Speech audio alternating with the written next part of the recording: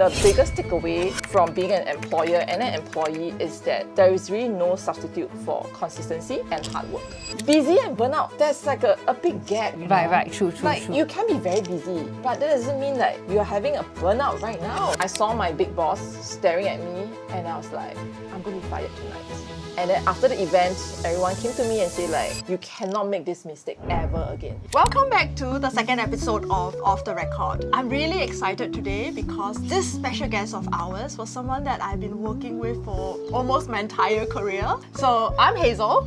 I'm Crystal. I'm Jerry. Let's start. So Jerry, I've worked with you, like I said, my whole career. I'm really happy that you are here with us today. And the purpose of Off the Record, as I mentioned to you, is really about sharing with our audience, the journey of becoming a marketeer, what goes through, and really want you to actually spill the tea a little bit. And I know you're capable of doing that. Yeah. There's a lot of tea. Yeah, I was about to say like, I've been told like sometimes to not spill too much. So yeah, I'm excited. Here's a forum for you too. Yeah. Go ahead, just pour it all over the table. I think this is the perfect day to spill a lot. Yeah. Well, that's a good introduction of Jerry, but tell us a little bit more. I mean, I asked you this question, right? Share your latest fashion with us. Because that's how I see you all the time. Yeah, that's a very interesting question actually. I guess this question came about because I love fashion. You probably can't tell, but now I'm in the era of like oversized t-shirts, like baggy pants, That's fashion also, right? Yeah, barrel jeans and stuff. But I think it should be what you're comfortable in and not like what's trending. I wouldn't say I'm super fashionable. I just have like an interest in fashion, which is also why, I started a retail fashion business, which we can share a bit more later. But basically, it's really about like being confident in what you wear, and I really believe like, if you feel like you look good in this, it makes your day, go ahead and wear it. Don't keep it, and I'm guilty of that. Sometimes like I'll put on an outfit and I'm like, let me keep this for another day because I don't have anything special today. But sometimes I'm like, what if today is my last day on earth? Like don't waste it. Just wear it. Just feel confident. Just be happy. I think at the end of the day, it's really about like feeling confident and feeling happy lah. Who you are. You really had a unique journey, right? From employee to employer and back to employee again. But no matter how I look at you, whichever phase you're in my head, you are always that marketeer, who knows everything, who do your best, always give your best in this space. So what was your biggest takeaway actually? Having done employee, employer, back to employee, what's your biggest takeaway? Is there anything that you feel that's your biggest learning and shape who you are today? I mean, I'm asked this question a lot. I've been in marketing for like coming to 20 years next year.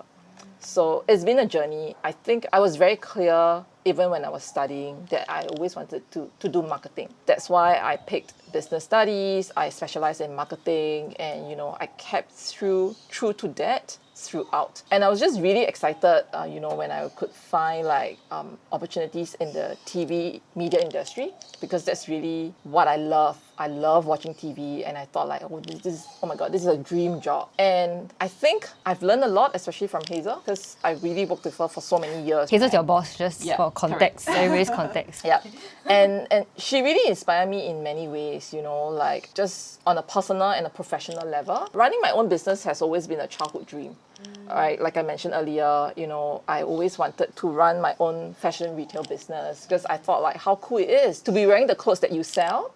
And if no one buys your clothes, don't worry, you can always wear it. And I always feel like, because growing up, I was never the pretty kid. So I've been even told by relatives that, oh, you don't look pretty. And it really hurt my ego.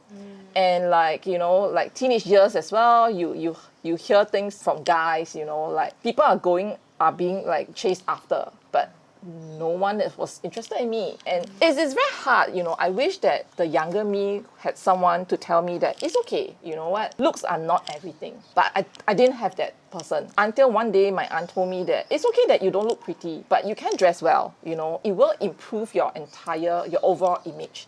That stuck with me, and I thought like, yeah, she's right, I may not look pretty, but if I dress well and I do get compliments from time to time, I think that helped with my confidence. And I thought like, hey, I grew up with my grandma who loves shopping. She's always buying new clothes. And I thought like, And I have aunts who also love shopping as well. So I think that influenced me in a good way or in a bad way, depending on who you ask. Because my husband is always saying like, why are you buying clothes again? You know, your wardrobe is like full, basically full. Right. So I think like having that as a childhood dream, right, and eventually fulfilling it, it got me into a better space.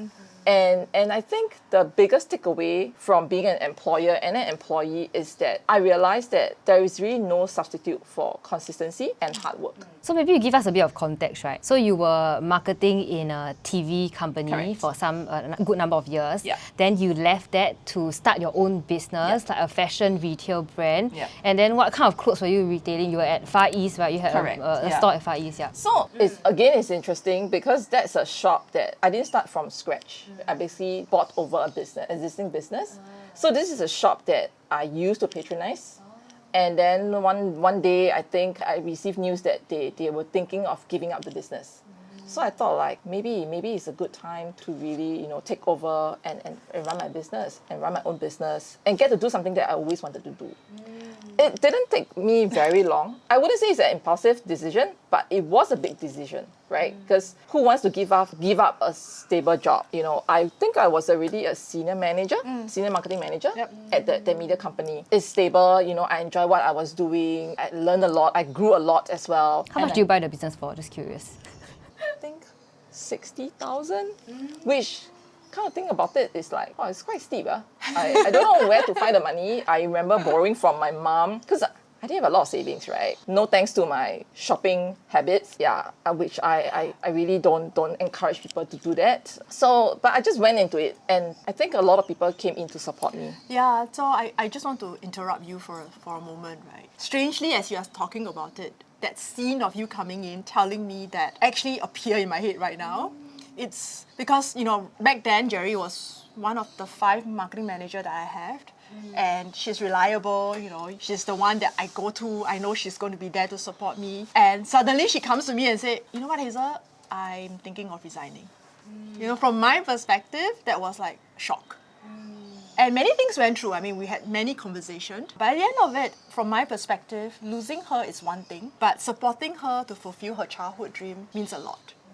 And I must say, you know, I was really proud of her. So on one hand, I was feeling, oh my goodness, you know, I'm losing my capable right hand, which she essentially is. But at the same time, knowing that she's out there to fulfill her dream is a big thing. I think it's also not easy for a boss to feel this way, right? Correct. To feel like, you know, naturally when somebody leaves, then there might be like emotions involved because, you know, you're building something together. Right. But then for her to exit and then for you to have to feel happy for her, sometimes I think like as an employee, as employees, right, you think, oh, you know, my boss should feel happy for me. But maybe they don't see that like it involves a lot of emotions and a lot of maturity and stuff like that. It does, yeah.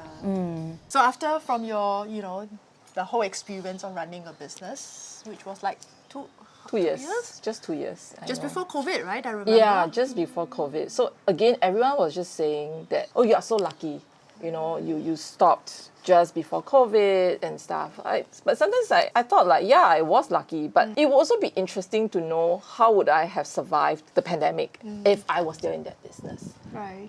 So again, at that point in time, a lot of people were also saying like, you are so brave, you know, to give up a job, a stable job, you know, and going into a business that you have kind of no clue about and just dive straight into it. I remember my mom was even asking me, are you sure? Is this really what you want to do? And she joined me on one of my buying trips. So I basically curate all the clothes, all the products from Korea. So I had to make like monthly trips to Korea to buy them, and I source everything myself. So it's a very manual job. I don't have anyone to help me because it was like you're running everything yourself. Correct. Okay. Yeah. From shopping to like, you know, taking in the orders to packing them, like labeling, you know, pricing and everything, basically taking photos, everything. So there was one trip that she joined me, and after that she told my brother, who was also on the trip, that, oh my God, I feel so sorry for my daughter. Like she had like, you know, education, she's educated, you know, she had a comfortable job before this, and now she's doing this, like, you know, packing clothes and like selling clothes, which I thought like,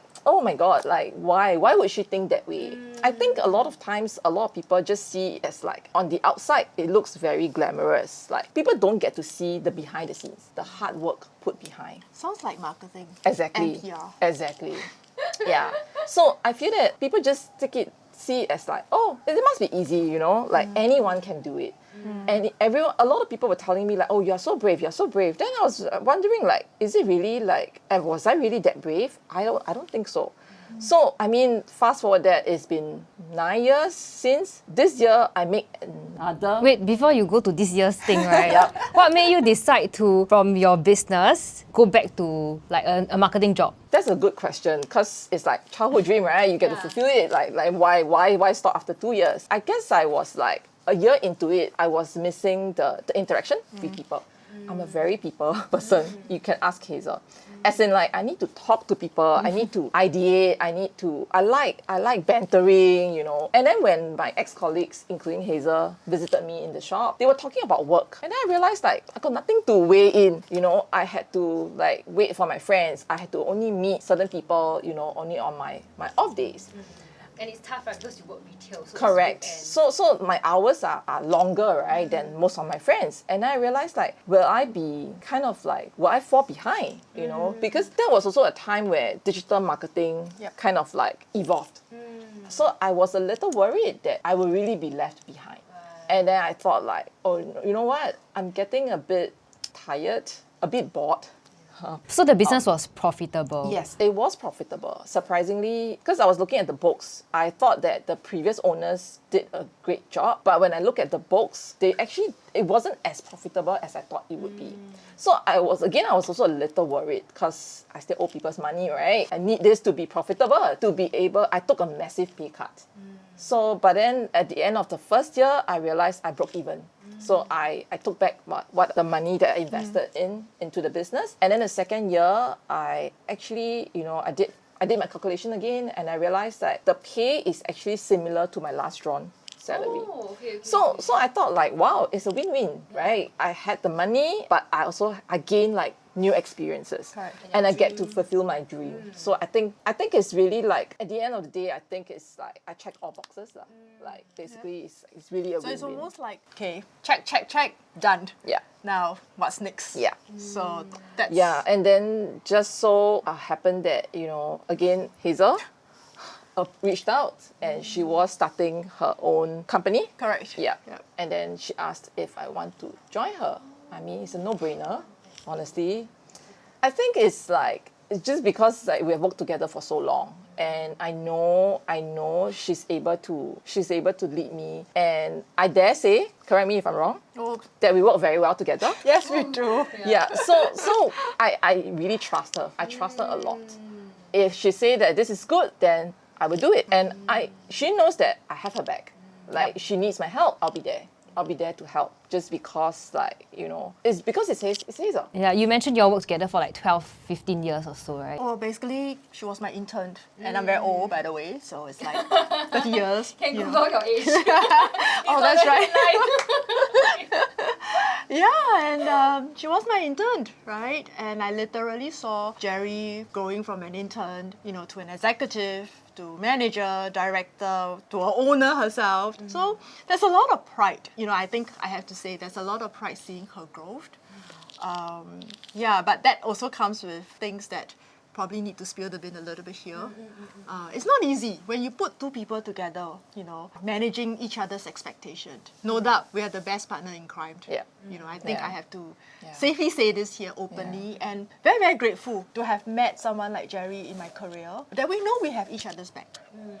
Yeah, but there have been instances that I want to like kill her, like, really? Jerry, don't you know this is something that you're supposed to do? And she'll probably say something else. So you all like fight and stuff. I don't think we fought, but we had Just angry with each other, lah, like type very loud on the keyboard. I mean, I probably roll my eyes behind her back, you know, or maybe I did in front of her, I don't know. But there were like differences, there were conflicts for sure. Let's be honest here, right? But I think it's it was resolved in a very professional way. Correct. Yeah. Yeah. I think it's really about being open. And it's not easy to find someone who is willing to listen to you, to hear like honest feedback. And a lot of times these feedback, you know, if they are not compliments, they are probably not that easy to stomach. And it takes a lot for someone to accept. And I it. think it's also because, you know, y'all are in a like manager and like team member relationship, right? Like, you know how you're always told that, you know, you cannot really be friends with your boss. You cannot really tell your boss everything. You cannot be like super honest with your boss because, you know, like this is the information that they may use against you, right? So what do you think about it? There were times that I had this exact same thought because I'm like, because she knows me so well, so she knows when I'm slacking, when I'm not like happy. Which is not that often. Yeah, that's true too.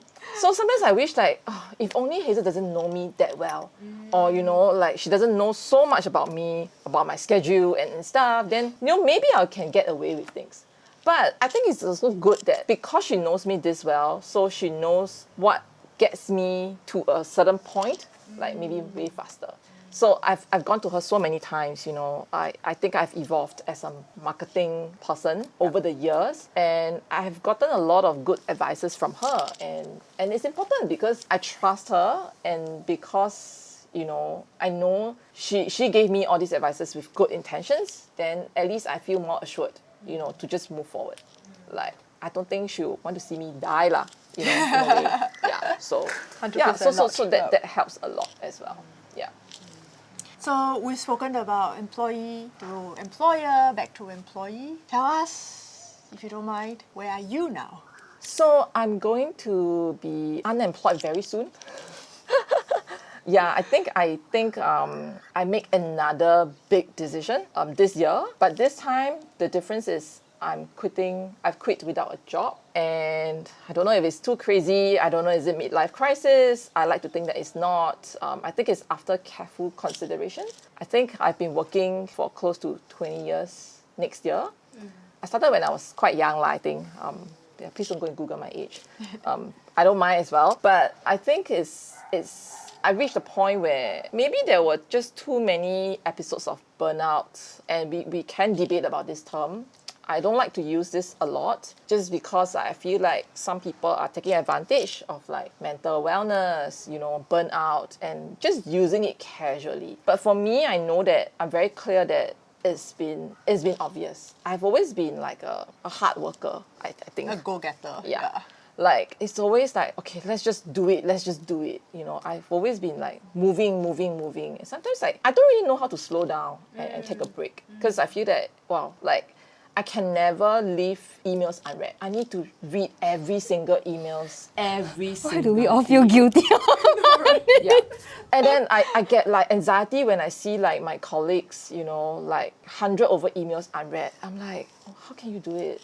So it's not a good thing. And I have friends who told me that stop being a workaholic. And I always deny. But I came to realize that actually there's some truth to it, you know? Like, it's mainly just about work in my life. I don't know, is it because I don't have kids? So that's why I'm all focused on work. But I think it came to a point where I realized like, you know, there's more than work, or rather the kind of work that I'm doing today, right? So I just thought like, yeah, maybe I would just, it's time lah. It's time to make that move again in a different way. And I haven't thought of what I want to do next. But I don't want to worry myself or stress myself too much. It is scary. It is scary. I'm not going to lie. You know, I was just asking my husband the other day, like, are you sure we'll be okay? Like, you know, can we really survive? You know, because I still love my shopping. I still love my holidays. And I'm like, okay, can I like maybe sacrifice a few bags, a few holidays? Maybe I can, maybe I can't. But I guess I'll figure it out. But I first need to take a really, really good break. Yeah. I think But you also mentioned that this is the first time in 20 years that you've quit without a job. Maybe you can walk us through. Because like, I don't come from a well-to-do family, right? It's in fact, my parents are not even educated. So since young, they always like study hard, you know, get a good job so that, you know, there's financial security. And growing up, I've seen how they struggle. But I never felt like we were missing out. Also thanks to my grandparents who really supported us financially. They are no longer with us today, but I think I'm really blessed that I didn't have to pay for my own education. You know, in fact, I still get to go for like activities, you know, I still have like access to like tools like laptops and stuff, you know. I mean, we were poor, but we were not that poor. Yeah, interestingly. So Yeah, because you so- didn't feel like you have enough growing up, or like maybe you were not that comfortable, so you feel like you always had to have a safety. So I feel like I need to ease that burden, right? Like I need to make sure like my parents feel like, okay, my daughter is now working, you know, she has a stable income and I need to give them allowance, right? I think in a lot of Chinese families, that's like a typical thing to do. So that's why I always have a job, right? Because I need to make sure like I have a paycheck, you know, to pay off bills, to give them like, you know, allowance. And in recent years, like even bring them overseas, like, you know, take them like on holidays to places that they've never been. And, you know, that kind of joy, it's just, you can't describe it. You know, when I bought my mom her first designer bag, although she kept saying like, no, I don't want it, I don't need it, you know, I don't have a fancy job, like where do I carry this to? I'm like, no, I mean, just take it out, you know, when we go out for dinners and stuff. I think those are really priceless. I know these are just, you know, material stuff, but you have that pride,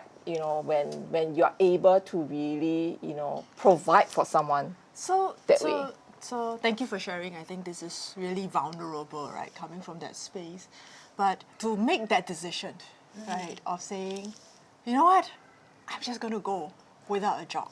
You know, then all these other things about buying stuff for your family probably would need to take a pause, you know, the way your lifestyle might change. Yeah. But still, you feel like this voice of saying that, no, I need to go, right? How does that feel like?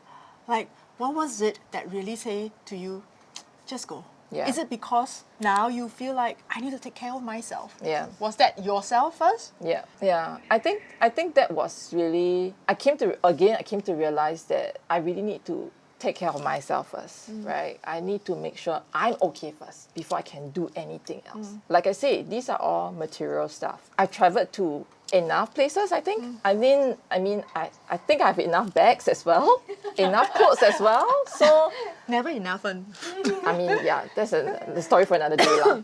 But I think it's just, some things are just more important. And in this current moment, I think my mental health is just more important. Yeah. Can I chime in here? Because I am still your boss. So for a second time, right, I'm receiving a similar scene that appeared, Yeah. coming to me and saying that, hey Hazel, guess what? I'm planning to go or planning to leave, right? I mean, for me, when I looked at you, it's always going to be personal first. You know, yes, as much as, again, I'm going to miss you, again, you know, I'll be like, what's going to happen when Jerry's not here? You know, who's going to, you know, have my back? But this time round, similarly, I also feel I'm supportive of that decision. I think for a long, long time, Jerry has this personality of pushing on. Let me finish this first. I'll be okay. Good thing about Jerry, I realized is, you know, this whole thing of stress, yes, it's there, but very quickly you find a way to overcome that stress. You know, and hence why that's something that is very inspiring for me to look at you going through that. Away from this, I also wanted Jerry to maybe share with us the management style, the leadership style. Do you? Yeah. Yep. Yeah, I mean, on the management style, right, I think you have evolved, right, in terms of like having to lead one person to many people, right? How has that transition been like? Wow, challenging. Yeah, as much as I love working with people, managing people is really different. You know, it's always easier to do the work yourself than to ask someone to do it. So I also realized that, because I've always been, I think I brought in the role of a fixer, you know, when it comes to leadership. As in, what I mean is like, I'm always trying to make sure they don't fail, you know, they don't, try to catch them before they fall. I try to make sure like, you know, they don't make any mistakes. Because to me, if they make a mistake, it's on me. And I don't want them to kind of suffer the consequences of like, you know, making a mistake or getting scolded maybe by my bosses, by my boss, right? Yeah. So I'm always trying to keep a lookout for them. And but then I realized like this can be seen as micromanaging. Even though it's with good intentions, some people just feel like, oh my God, it's so suffocating. Like you're not empowering us. You're not giving us the freedom to fall, to make mistakes, to learn, to grow. And then, so it just caused like a burnout, I think, from both ends, right? I'm feeling frustrated. I'm like, oh my God, I'm trying so hard to protect my team, but my team doesn't really seem to see it. And then, they are still not performing. Then maybe for my team, it's like, oh my God, you're not giving us the autonomy. You are always trying to control what we do. You're always trying to kind of like supervise us or even micromanage us and stuff. So there's a lot of frustration back and forth. And I also realized that maybe, that's also one of the reasons why I want to take a break right now. So let's talk about burnout, right? Since you mentioned that earlier. You mentioned that sometimes people misuse the word burnout, right? Maybe you share a bit about that. Why do you think people misuse this word? I don't know, is it like a generation thing? Oops! You said it! I'm sorry. Be careful here. Yep. I know. Well, if you take offense to this, maybe I'm sorry, but I'm not sorry. But, yeah, because I hear this a lot from my team, right? Like everyone is just always telling me like, oh my God, I'm so swamped, I have so much, I'm facing a burnout now. And I'm like, really? What have you done? Like, But I also right now. always tell Kelvin, right, that nobody will come to you and say that they're very free. They will only come to you and say that they are very busy and they are burnout. It's like this, right? But busy and burnout, there's like a big gap, Right, true. Before you can be very busy, but that doesn't mean that you're having a burnout right now. Like I just feel that this word is like a buzzword. Like, and how do you as a manager interpret it? Like, you can't take it lightly, right? Because there are really like a lot of like issues, a lot of cases of like where people just crumble because of burnout. But then who are we to tell like, is it true burnout or not? I've used this word. I'm not afraid to admit. But I remember there was once I told my boss, I think I'm having a burnout right now. And he told me there's no such thing. And I was like, That's not me, by the way. yeah, it's FYI. a he lah. But let's not say names lah, huh? But I was like, how can you say there is no such thing? There is. And I'm like, maybe I don't know how to explain it. Maybe all of us interpret it or define it differently, but Did he go on to explain what did he mean? not really. Now that conversation is kind of like vague to me right now. Yeah, but I just remember telling myself that I will not say that to my team ever or to anyone ever. Yeah. I think it's about maybe really understanding Yeah. like what do you mean by burnout? Yeah. Like what exactly are you feeling right now? Yeah. Before we jump to conclusion and say like and dismiss it. Yeah. I think the last thing we should do is to dismiss it. But again, I think like after working for so many years, and working with different people, it's not easy. It's really not easy, whether is it working with your bosses, with your subordinates, or with your peers. Because there are a lot more, I think, emotional, mental issues today that previously were probably not really spoken about. But today, social media probably amplified it. And we are probably also not equipped to talk about it. Like, we don't know enough. I think this is a good point, right? Because as people who maybe you've worked in the industry for some time already, you have gotten certain experience, you have gotten like certain capability, right? Because so you know how things are like. Then when younger maybe team members come to you and say like, oh, they can't do this because it's so hard, or like, like I'm having a burnout because like I don't understand this, then you would think like, I mean, it's so simple, right? Yeah. I mean, I have this kind of thoughts, like it's so simple. What do you mean you can't get it? Yeah. So But you can't say that. yeah, I can't say that. Yeah. So it took me a while to come to this understanding that everybody really reacts to different situations differently. Yeah. And we cannot have that blanket approach. Like just because I can deal with it doesn't mean everybody else can deal with it. Yeah, correct. Yeah. Yeah, correct. But that's the hard part, right? Because obviously you have expectations. And you have probably communicated these expectations. But what do you do when the other party just can't meet your expectations? Like, do you just fire this person? Yeah. Or do you just like take a chill pill and then like and the house is on fire and then you're like, okay guys, the exit is this way. Let's move on to the next house. It's okay, we can build another house. Yeah. So it's you have to also change. You know, along the way. So Anyway, funny story. My friend who's a teacher, she was saying that there was a fire drill in her school, and then she was like hurrying all the kids, right, telling them to like get ready and get out of the school. And then one of the kids complained to the other teacher that she was raising her voice at them. So she was like, I might as well let you guys die. I cannot be that kid's teacher because I talk very loudly. Yeah. So he must be like complaining every day that my teacher is screaming at me every day.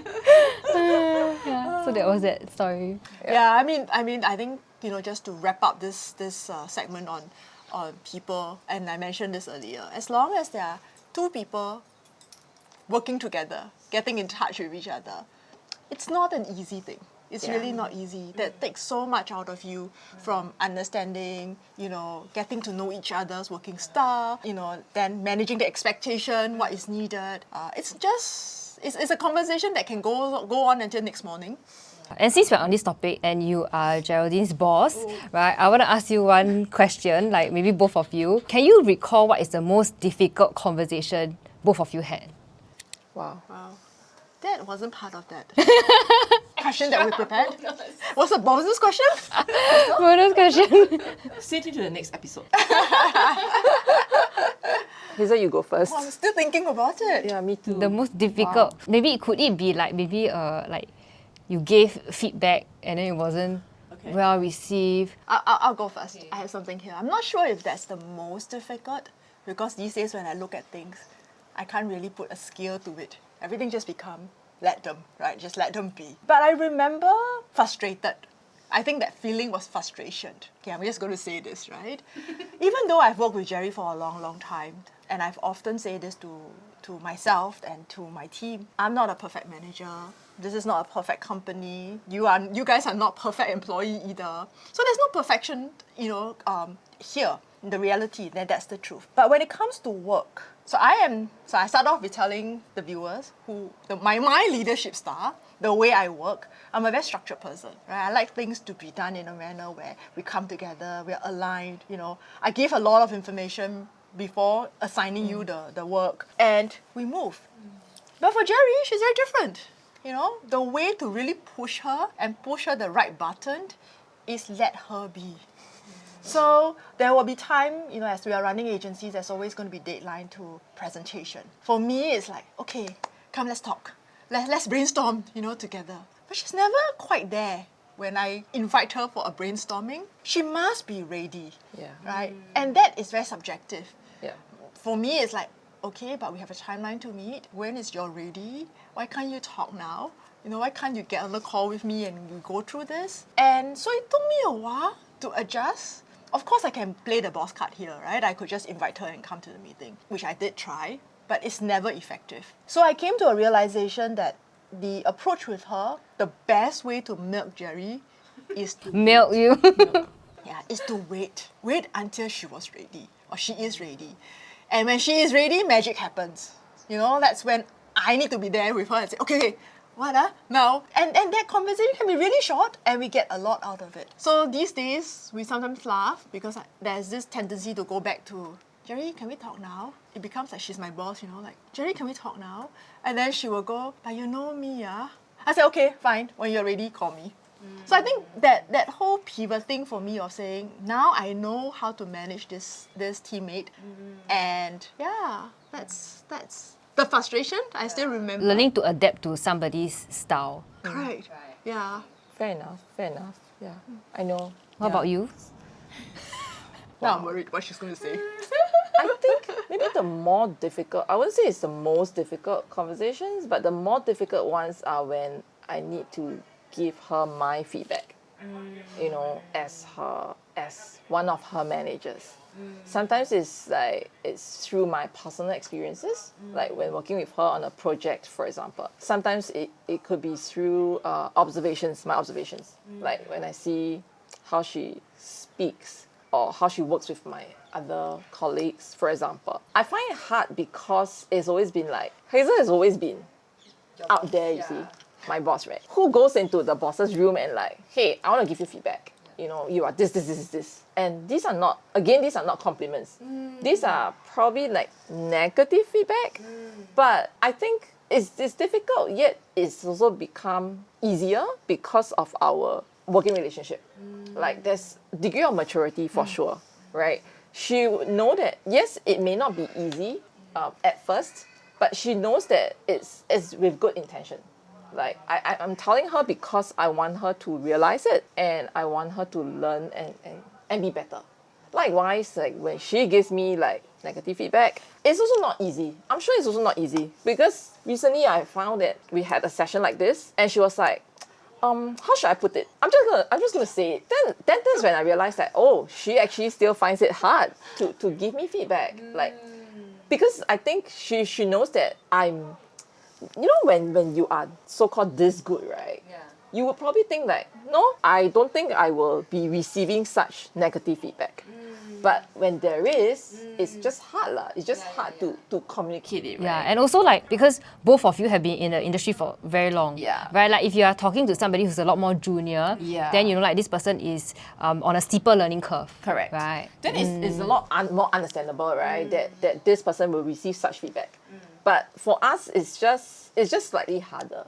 But it's not the most difficult lah, I would say. Yeah. I mean, we still talk.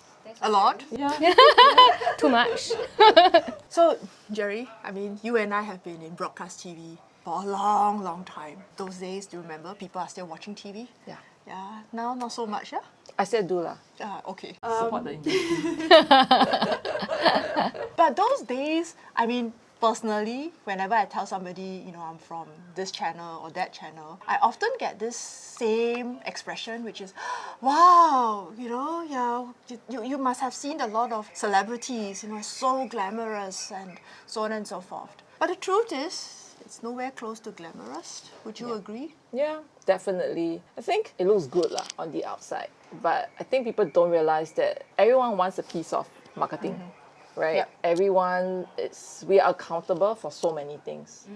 If the program doesn't rate well, it's marketing because you haven't done enough marketing. If the product can't sell, you know, if our advertisers are not happy with your marketing plan, you didn't do a good job. You know, we need to take care of everything. You know, a lot of times we roll out our sleeves, we pack goodie bags, we go to the warehouse and go and like, you know, carry boxes and stuff, putting together events and all. All these are really manual work that a lot of people don't see. You know, people just show up at the event that you put together and they were like, oh, okay, yeah, it's a nice event, you know, very happy and all. But what goes behind the scenes? Writing the scripts, you know, having rehearsals, you know, even like queuing the videos that need to play. Which one of the biggest mistake that I made in my career, I really thought that I'll be fired that night, was like having this big event. I still remember it was at Art Science Museum. Correct. It's for this show about the Titanic, right? I think, yeah. And then back then, Art Science Museum was having a Titanic exhibition. So a lot of our VIPs were there, you know, clients. The top clients, all the agency folks, all my big bosses were there. I don't know why. Like of all events, like everyone was there. Everyone was just watching the screen. The video didn't play. The video played halfway and then it just stopped. And then everyone was just staring at me. I was staring at the audio team. We tried again, it didn't play. And then the head of sales just make the executive decision to just stop the event and just move on with the next segment. I saw my big boss staring at me and I was like, I'm going to be fired tonight. And then after the event, everyone came to me and said like, you know, you cannot make this mistake ever again. Because we are in the TV industry. Video content is very important.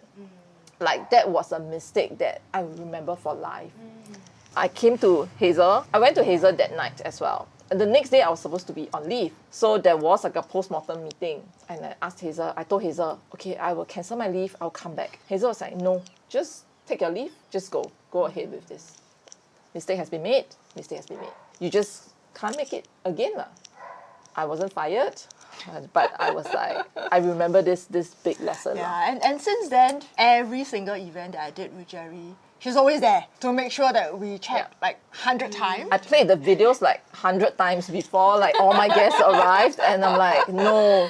And then when I have like, you know, pushback, like when people tell me like, oh, the videos are fine, we tested it, I'm like, no, I need to see it for myself. So seriously, you play a video 100 times? Oh, no lah. 10 times maybe. Not literally 100 lah, but maybe like, maybe like 10 times. Yeah. But I remember that was really a lesson for you. Yeah. Right? Yeah. Because I was your manager then. Yeah. While you were on leave, I was in a boardroom and having this big management Yeah. meeting, and obviously the bosses were not happy. Yeah. Right? But also the truth is, when things happened, it already happened.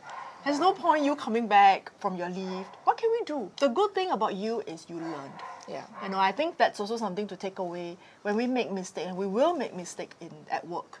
It's really the learning, the lesson, and just make sure that doesn't happen. Of course, in her case, it's a bit extreme. She go through like 100 rounds of checking. But over the years, you know, with all the events, touchwood, I've never had any of this problem anymore. Yeah. So to me, it's like, okay, she's learned. It's a hard lesson for sure. Yeah.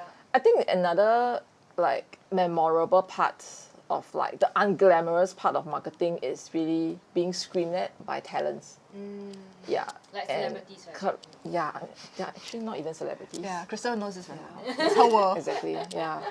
So I mean, it's just you're probably just in shock lah. Like, huh? Why are you screaming at me? You know, I'm just doing my job, and you are a talent, and without me marketing you, promoting you, like nobody will know you. But it just happened, and I just remember telling myself like I will need to stand up for myself. I will not let anyone, you know, do this to me and to my team, to anyone. Like I know. So yeah, I mean we can go on and on Yeah, lah, but correct. I guess but we still have a passion for marketing. I don't know why. I think it's still very interesting. A lot of people don't understand, like a lot of people think that, oh, I'm not creative, so I can't be in marketing. But I think it's more than being creative. There's a lot of hard work, really a lot of hard work. You need to be really meticulous. You really need to have a passion for this. Yeah. So thank you for watching this episode of Off the Record. If you like, remember to like, share and subscribe. And thank you, Geraldine, for being on the show with us. Thank you for having me. Thank you. Thank you.